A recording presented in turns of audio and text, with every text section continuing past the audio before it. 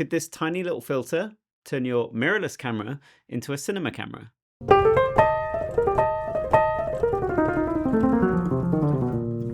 This is the Kolari Optical Low Pass drop-in filter for LUMIX cameras, and it's designed to eliminate this.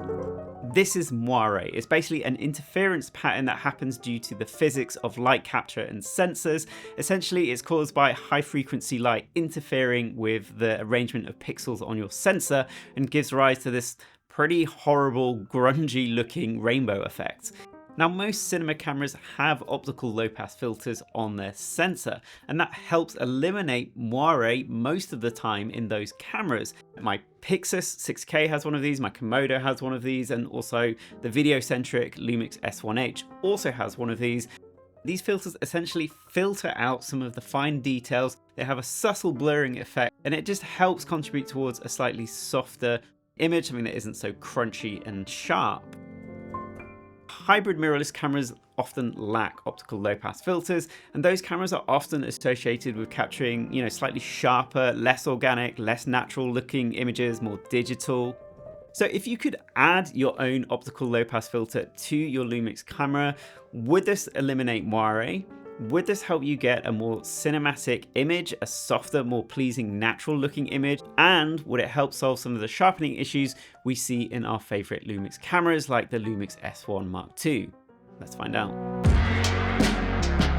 Kolari have kindly sponsored this video, but they've been really cool and they've basically just told me to give my honest feedback on this product and sort of showcase it. But do just bear that in mind when you're watching this video.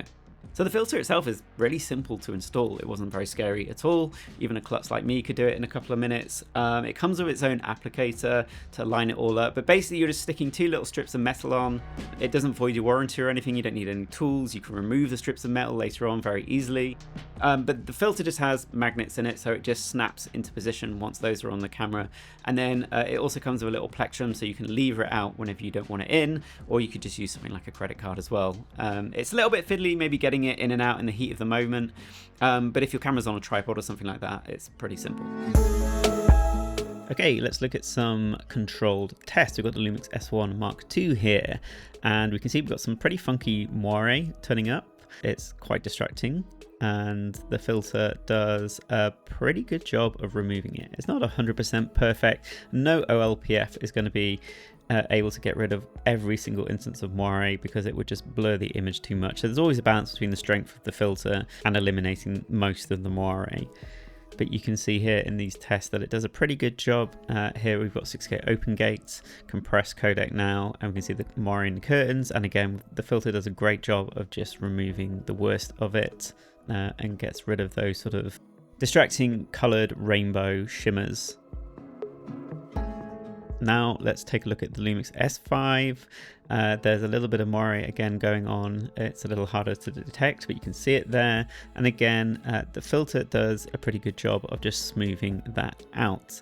The LUMIX S5 is not as sharp and harsh as the LUMIX S1, but it still does suffer from some moire, as you can see here in Steph's Blazer. There's a lot of distracting flashing, quite distracting in the Blazer, and that is largely removed from the use of the filter. Okay, so that's moire, but will this filter also give you that much wanted cinematic look? Does it round stuff off? Does it give you a more organic image? Does it soften things up in the way that we want it to? And does it help solve some of that LUMIX over sharpening? I mean, when I first tested this thing out in what I would call real world tests outside shooting Steph, and I got the images back and I was doing side-by-side comparisons, I'll be honest, I did really struggle to see the differences between the shots with the filter and the shots without. There is a very subtle softening of the image, I would say, but I think you would struggle to notice it in most side-by-side comparisons.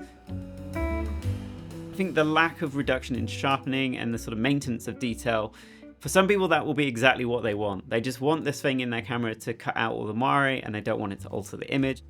So for anyone shooting weddings or people in suits, corporate work, fashion, architecture, this is going to be a really great piece of kit to help keep that pesky moire at bay. But I think there'll be another group of people, myself included, that were kind of hoping that this would maybe have a slightly more aggressive effect on the image, a slightly larger smoothing effect, a bit more blurring, and just give us a slightly more rounded, organic look. Kolari have done almost a too good job with this filter in the sense that it just does what it says on the tin. It eliminates moire and aliasing, and it has a slight blurring effect, but it's not going to mess up your image or grunge it up any more than that.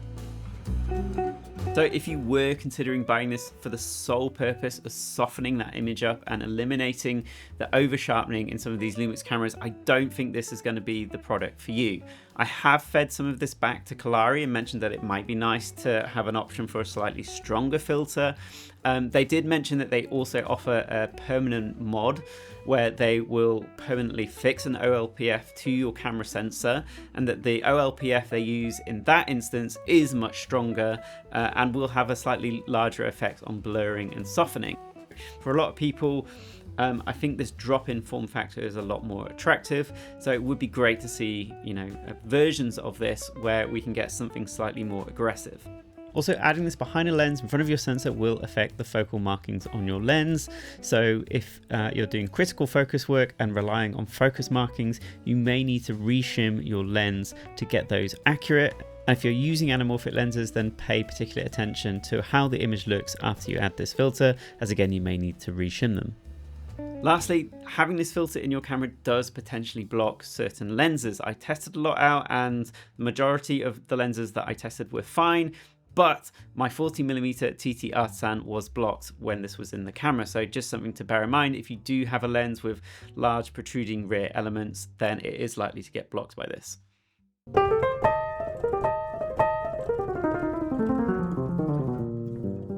So here's my 2 cents. Even if you had the strongest optical low pass filter, you put the grungiest lens on your camera and use the best diffusion filter, all that stuff is only going to go so far in terms of addressing the sharpness image on these mirrorless cameras.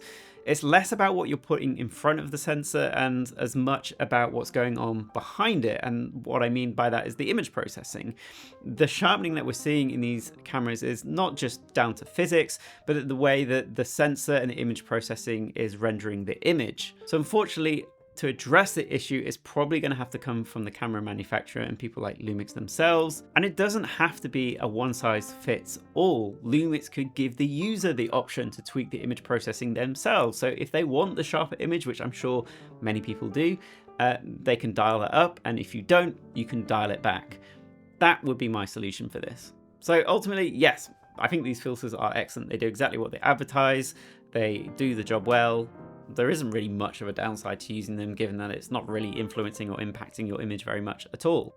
If this filter isn't the right one for you, then Kolari also do a whole range of drop-in filters that work with the whole systems, and they have mist filters, ND filters, stuff like that. So I'll leave a link to all that stuff down below and you can check those out. Everything you've seen in this video has been graded with my Hackney LUTM Power Grade, so if you like the look of the images, consider picking that up. There'll be a link to that down below as well.